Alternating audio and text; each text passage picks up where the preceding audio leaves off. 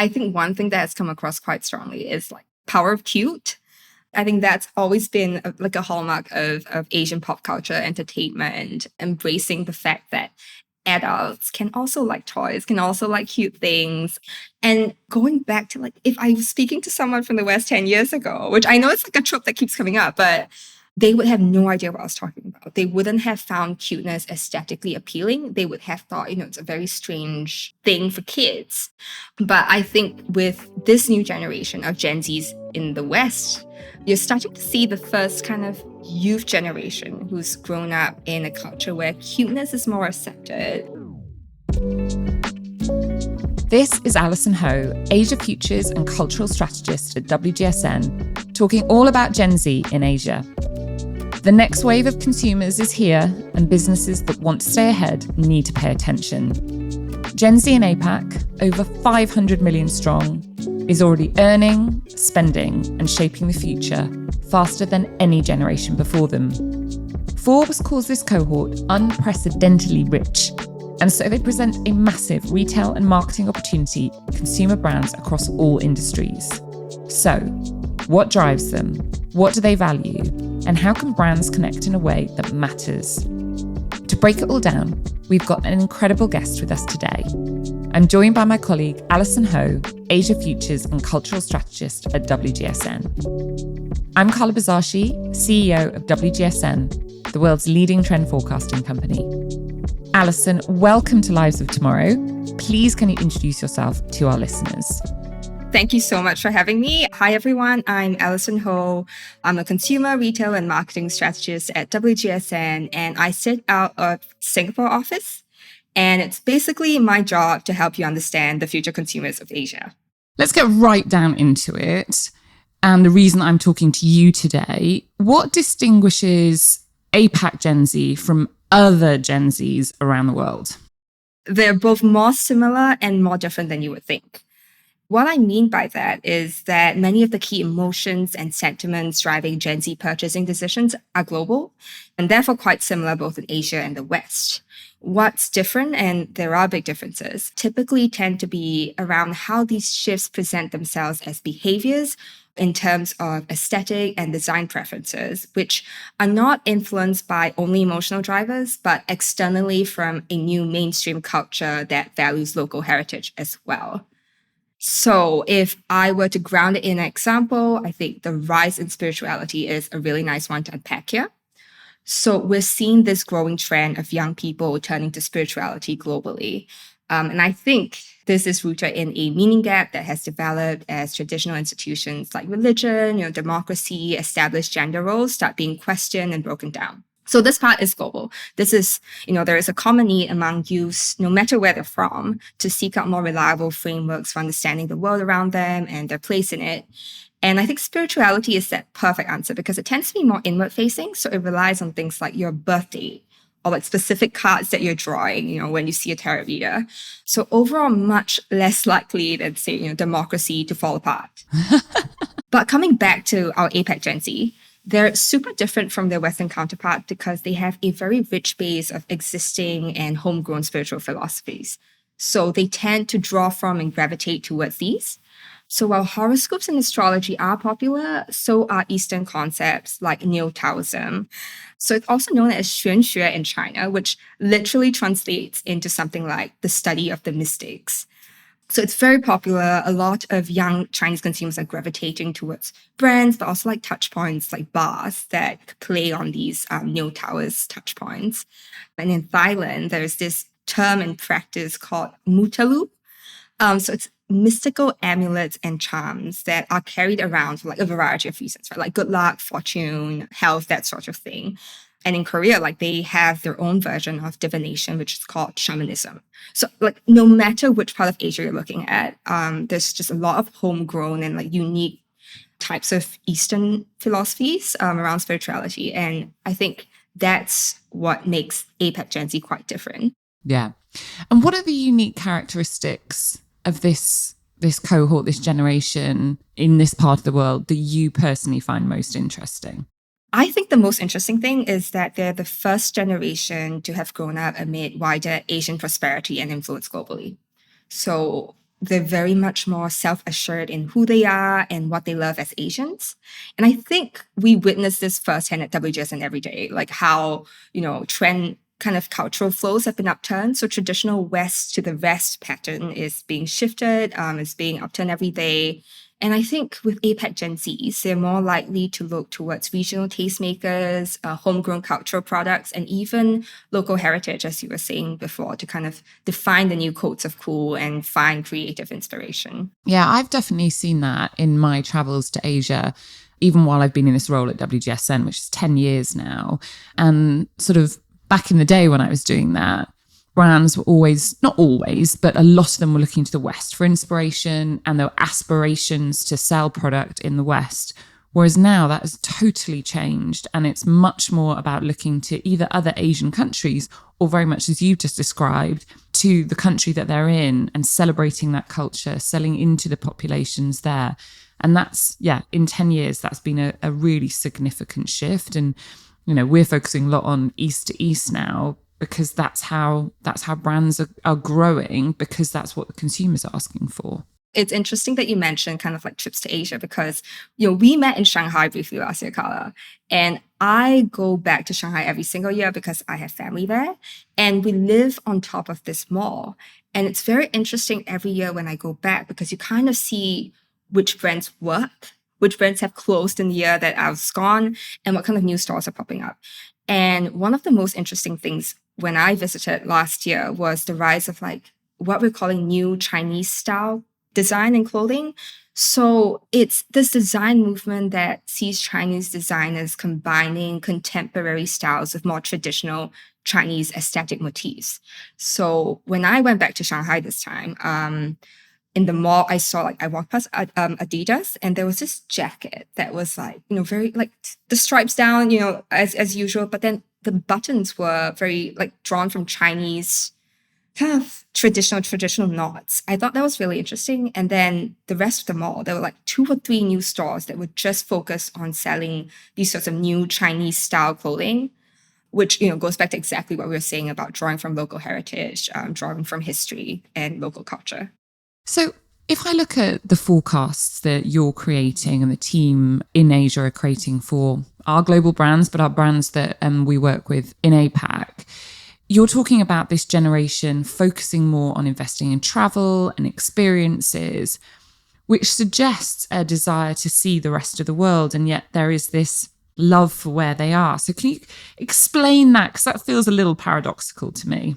Right. So I think this love for travel, this love of experiences is really rooted in, I think, for me, desire for greater meaning behind their buys. So maybe not so much seeing the world, because what we're seeing is, the rise of large-scale brand activations and pop-ups, and consumers love those. Every time there's a new pop-up, like it's all across the social media, and also stuff like the music tourism boom, concert travel, live events like art, film, and theater festivals. So I think it's not as paradoxical as you would think. They're going for travel, but interestingly, more regional travel and more local creative events. So I think this is happening for a variety of reasons, right? It's for experience rather than less necessarily broadening horizons or anything like that. And it's less rooted out of a desire to see the rest of the world and more to give meaning to life at the moment.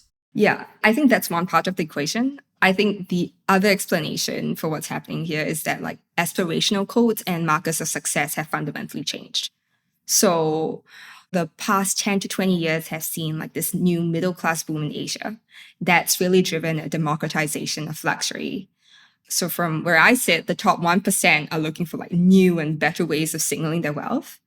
At the same time, we're also seeing longevity and wellness emerging as like new hallmarks of a successful life.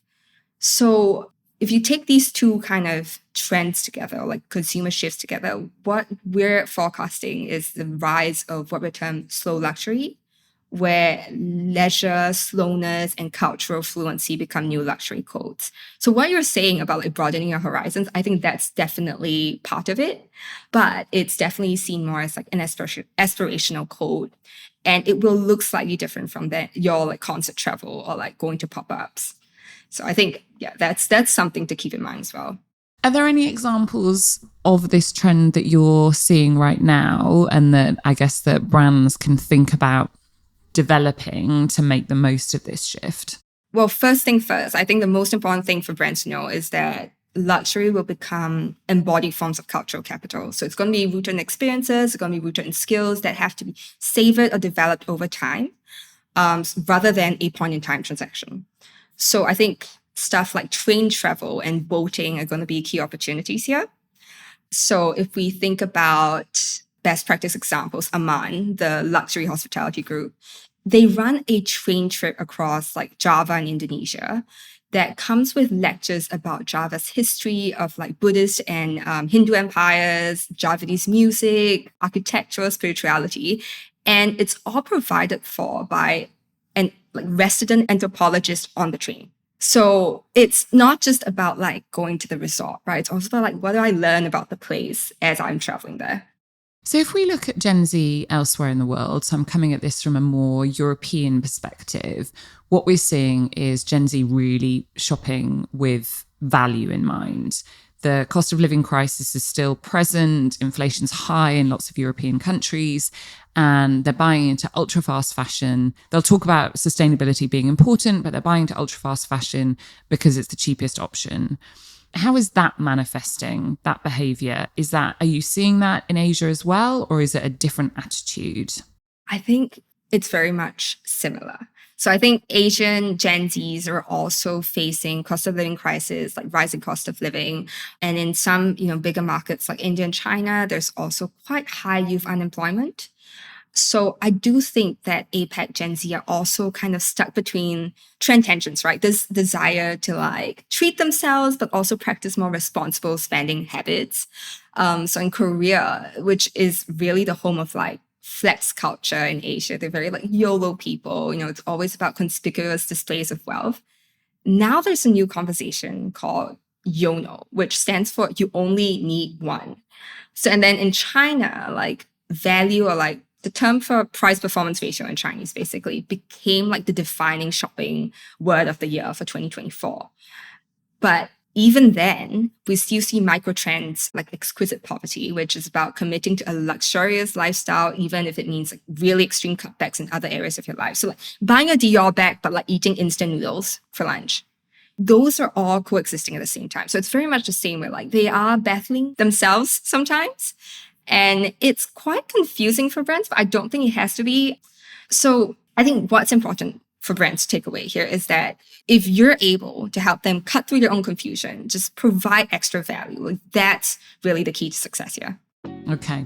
Right. We're going to come back to how this cohort and this generation are evolving and what your forecasts are for the future. But let's do a little bit on you first. So quick fire answers, questions. Don't think about it too much. Which app is downloaded on your phone that you don't use as much as you should? Ooh, it's a Chinese app. It's a sister app of TikTok. It's called Kuaishou. Just not my style. So no hate to them, but not really. What does it do? So it's a social media app? It's a social media app. It's almost exactly like TikTok. So it used to be like a competitor of TikTok, but it really serves the lower tier cities in China. Okay. I think they just have like different content styles and preferences that they like, and it's really geared towards them. Okay. All right. What do you like most about your morning routine? This was actually given to me. It was a tip given to me by a senior strategist on WGSN. She's called Laura Saunter. And when I first joined, she told me like every morning she starts by just drinking tea and reading the reports that have gone live on WGSN the day before. And I've adopted that. And it's honestly my favorite thing about my mornings, because every morning you get like a new inspirational idea from your teammate. And it's just the best. Ah, that's a nice one. Which country in Asia Pacific have you not visited yet, but you want to go next, and why? For me, New Zealand is so high up on the list. I've heard that it's like heaven on earth. It's beautiful, and I just need to get there. Okay, you have to dedicate 1 hour of non-work related screen time. Will you pick gaming, a streaming service, or scrolling on your social media app of choice? Oh my gosh, Carla. I have unfortunately become a TikTok addict. So I'll have to go with like doom scrolling on TikTok probably. Oh dear. What was the last thing that intrigued you? Genuinely, the crypto market, especially, with like the new Trump coin, just a very strange market. So yeah, that's been intriguing for me. Okay. We got to know you. We're going to get back into how Gen Z in Asia are evolving and your forecast for the future. So there are a huge group of people, 500 million, money to spend. They're not spending it on households or families yet. What impact are they having on the region now? But more importantly, what impact do you think they're going to have on the region in the future? Oh, this is a really interesting question. I think Gen Z in APAC are already forging non-traditional pathways forward, and they'll continue to do that. And that's across everything from like work and education to lifestyle. And I'm seeing this come across the most strongly probably in work. So the links between hard work in school and workplace success, which have pretty much, defined the Asian perspective of education and work, have continuously become challenged and broken down. So not just that, but also like existing workplace norms and traditions as well. And the most striking one for me personally is the slow breakdown of what we've termed the ideal worker model in Japan. So it's this model of employees committing themselves to lifelong employment and seniority-based wages, which has been really like defining feature of work in Japan ever since World War II. Today, only 21% of young Japanese people want to work for the same company until retirement, sorry. So fundamentally, the relationship with work is changing. Even white collar work, which kind of like professional jobs, which kind of used to be like hallmarks of success as well. Young people are challenging that. We're seeing in Singapore, second generation or third generation hawkers, which are, I'm not sure if You've been to a hawker center in Singapore, Carla, you must have. So it's these little like food stalls, it's a giant food hall. Yeah. And in the past, I think when you think back to my parents' generation, they would be like, I want to work in the office. I want to work with AC. I don't want to be, in the market selling food. But now that we come to Gen Z, you're starting to see Gen Zs kind of like rediscovering the passion for work outside of the office. And I think that's really, really interesting. Are you seeing that outside of Japan, or is it very much a sort of Japan trend? I think it's everywhere. It just kind of like manifests in very Asian fashion. Every market like kind of sees it coming up differently. I think in China, this really interesting one. So they're trying to rebel against work, right? So they just come in outfits that are as unprofessional as possible. And it became like a sort of challenge on Chinese social media to like just dress in pajamas, like not do your hair, like find the worst way of looking as you enter the office. And I think, in different countries, Gen Z have a different way of expressing this new relationship that they have with work. This is genuinely, as someone who runs a business, genuinely terrifying, but fascinating. What is that going to mean? If you're running a corporate or a business trying to make money, how are you going to have to adapt in the future? Or do you think this generation will grow out of those behaviors when they need money for families and homes and things like that? Carla, seeing as you have Gen Z employees in Asia, I may or may not have to charge you a consultation fee on this one.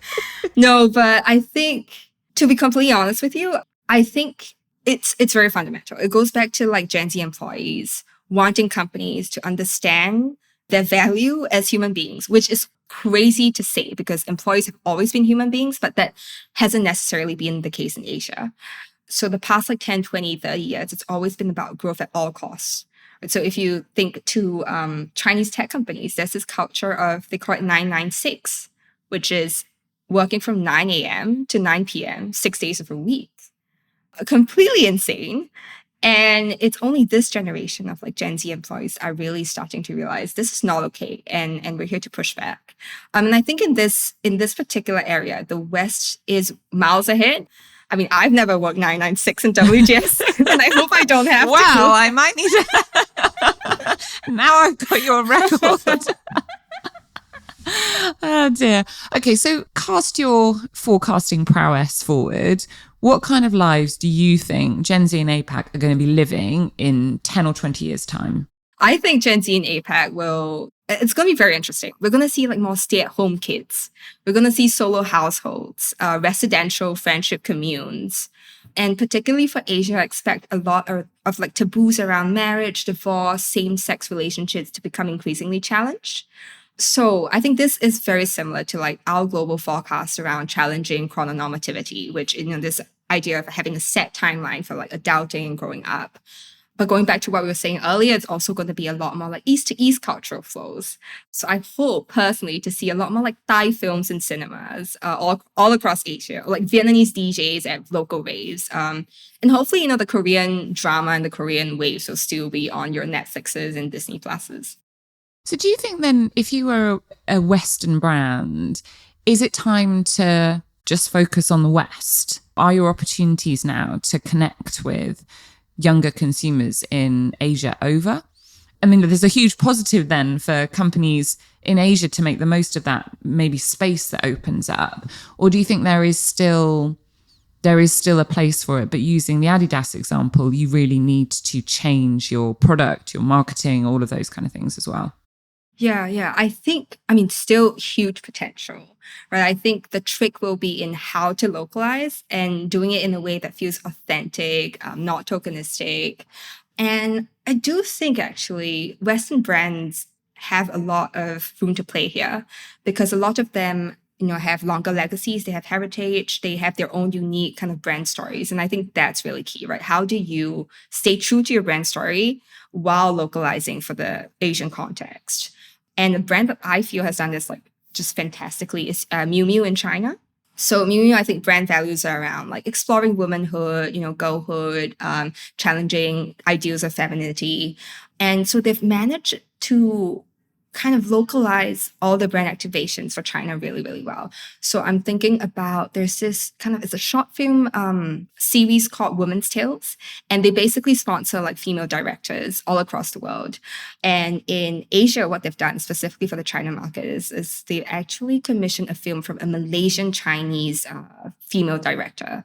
And that's interesting because it's not just kind of like playing into local heritage, right? It's actually contributing to like an ongoing conversation around the Chinese diaspora and what being Chinese means in contemporary culture. And what's also interesting is that as part of the film's launch, they also hosted roundtable discussions with female directors, I think other people in the film industry discussing the place of like females within the Chinese film industry. So it's still very much rooted in like the brand values of womanhood, exploring femininity, but done in a way that feels very authentic and contributes to the cultural conversation in Asia. There was a big report done here in the UK a couple of weeks ago interviewing Gen Z. Some of the stats that have come out of that about the generation believing that our countries would be run better if we had people in charge who didn't have to go through elections. And as someone of my generation, so millennial Gen X kind of on the cusp, that is shocking that any generation would think that getting rid of democracy would be a good idea.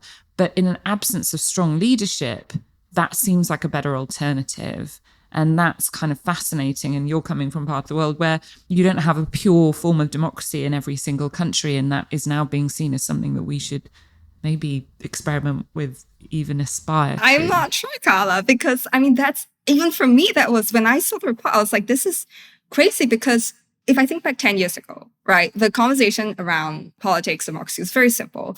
The West practices democracy, Asia's figuring out what democracy should look like, or if there should be democracy in the region. Now it's kind of like shifted completely, where I'm like, I'm the Asian person looking to the West being like, what has happened? Why? Like, the results were very astonishing to me.